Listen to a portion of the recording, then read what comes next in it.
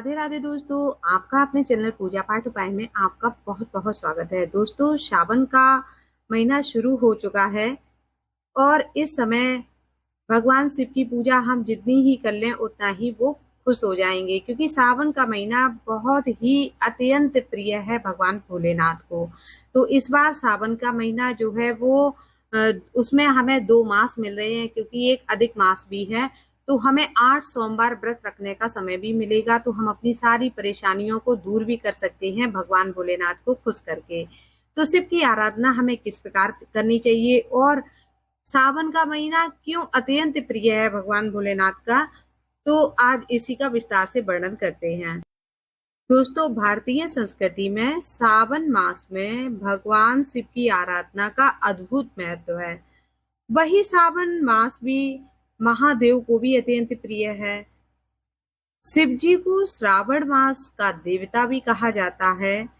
एक लोक आस्था के अनुसार श्रावण मास में भगवान शिव ने समुद्र मंथन के समय लोक मंगल के लिए गरल पान किया था, यानी कि विष पान किया था। उसी समय शीतलता प्रदान करने के लिए इंद्रदेव ने वृष्टि की थी। इसलिए श्रावण मास में महादेव का जलाभिषेक की परंपरा तभी से शुरू हो गई है। भगवान शिव जगत की पीड़ा और आंसू लेकर हमें अमृत को लौटाते हैं। दोस्तों, सावन मास में भगवान शिव की आराधना का बहुत ही ऊंचा स्थान है। इस माह में शिव की पूजा, व्रत, उपवास, पुराणों का श्रवण अत्यंत ही पुण्यदायक होता है। सावन के सोमवार को शिव पूजन का विशेष दिवस बताया गया है। सावन का सोमवार भगवान भोलेनाथ को अत्यंत ही प्रिय है। इस दिन की गई पूजा का फल जो है वो कई गुना जाकर के मिलता है।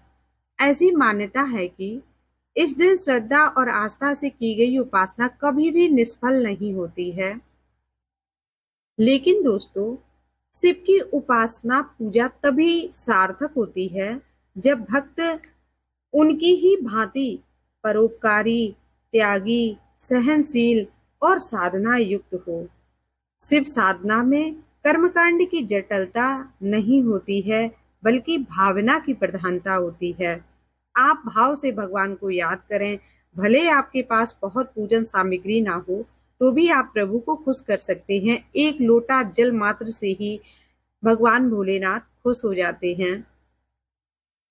सावन में भगवान शिव पर आस्था और चेतना जगाती है। इस बार दोस्तों, अधिक मास होने के कारण अधिक समय तक आप शिव उपासना कर पाएंगे, जिसका कि अत्यंत ही अनंत गुना पूर्ण फल प्राप्त आप कर पाएंगे। 1 माह की जगह इस बार आपको 2 माह का समय मिलेगा शिव उपासना के लिए। इससे आप अपना सोया भाग भी जगा सकते हैं। दोस्तों, शिव आराधना के लिए श्रावण मास को ही सर्वोत्तम माना गया है। इसमें पड़ने वाले जो सोमवार हैं उनका तो बहुत ही महत्व है, मैं आगे भी बता चुकी हूँ। धर्मशास्त्र कहते हैं कि श्रावण मास के सोमवार का व्रत रखने में आपको अश्वमेध यज्ञ के समान फल प्राप्त होता है। तो आप बिल्कुल भी मत चूकिएगा और अनंत गुना फल प्राप्त करने के लिए व्रत जरूर कीजिएगा। दोस्तों, इस बार सावन मास का महत्व इसलिए भी बढ़ गया है कि हमारा ज्योतिष शास्त्र कहता है कि 8 अंक शनि ग्रह का है, जिसके कारण 8 के क्रम संख्या में लगातार शनि ग्रह का उपाय करने से सुखद परिणाम प्राप्त होते हैं। इस बार सावन के 8 सोमवार शिव उपासना के साथ शनि आराधना न केवल जन्म कुंडली में बैठे शनि ग्रह को अनुकूल करेगी, बल्कि अन्य सुप्त ग्रहों को भी जागृत करेगी। आपके सारे ग्रह सुदृढ़ होंगे और शनि का जो प्रकोप आपके यदि कुंडली पर या आपकी राशि पर चल रहा है, तो उससे भी आपको बहुत ही लाभ प्राप्त होगा, क्योंकि भगवान शिव शनि के गुरु हैं। इसलिए शिव शरणागत को शनि कृपा मिलना बहुत ही स्वाभाविक है। सावन के महीने में आप यदि कर सकें तो पूरा महाबेलपत्री भोलेनाथ पर जरूर ही समर्पित करें, और ना हो सके तो कम से कम सोमवार के सोमवार तो जरूर ही समर्पित कीजिएगा। 8 सोमवार आप व्रत रखिएगा, और ना हो सके तो आप जो अधिक मास है उसमें तो जरूर ही व्रत कीजिएगा, क्योंकि अधिक मास में जो हम पूजा करते हैं उसका फल अनंत गुना मिलता है। ऐसा हमारे शास्त्र कहते हैं, वेदों में कहा गया है, और हमारे संत महात्मा बताते हैं। सावन के हर सोमवार को आप रुद्राभिषेक कीजिएगा। रुद्राभिषेक में आप ज्यादा कुछ नहीं कर पा रहे हैं तो दूध, घी, शहद, दही, बूरा यानी शक्कर, इन चीजों से आप भगवान भोलेनाथ का अभिषेक कर सकते हैं। और यदि आप पे कुछ भी ना बने तो आप 1 लोटा जल में थोड़ा सा गंगा जल और कुछ मीठा डाल करके भी भगवान को समर्पित कर सकते हैं, और भगवान भोलेनाथ पे सफेद फूल चढ़ा सकते हैं, क्योंकि भगवान भोलेनाथ को सफेद फूल बहुत ही प्रिय हैं।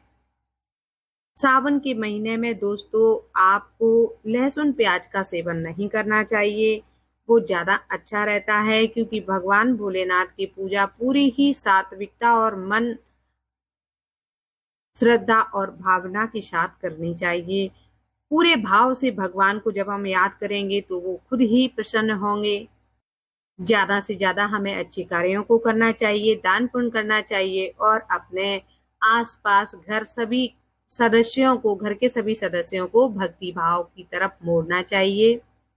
सावन के महीने में दोस्तों शिव और शक्ति दोनों की ही आराधना करनी चाहिए, क्योंकि शक्ति के बिना शिव सब हैं, इसलिए शिव के साथ शक्ति की आराधना करें और दोनों को प्रसन्न करें, दोनों का आशीर्वाद प्राप्त करें, क्योंकि शिव के बिना शक्ति नहीं है और शक्ति के बिना शिव नहीं है।